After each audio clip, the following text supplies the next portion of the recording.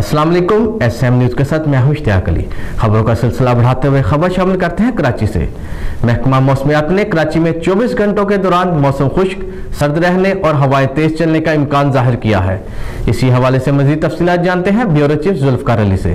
जी जुल्फकार, क्या तफसीलात हैं आपके पास? जी बिल्कुल, शहर काज में आज कम से कम दर्जा हरारत 10 डिग्री सेंटीग्रेड रिकॉर्ड किया गया है, जबकि कम से कम दर्जा हरारत 8 से 10 डिग्री सेंटीग्रेड के दरमियान रहने का इम्कान है। महकमा मौसमियात का कहना है कि शहर में शमाल मगरब से हवाएं 14 से 18 किलोमीटर फी घंटा की रफ्तार से चल रही हैं। हवाओं में नमी का तनासब 19% है। दूसरी जानब तर्जमान महकमा मौसमियात खालिद मलिक का कहना है कि कराची में 2 से 3 रोज़ के दौरान सर्दी की शिद्दत में कमी का इम्कान है। दर्जा हरारत आज से डबल डिजिट में जा रहा है।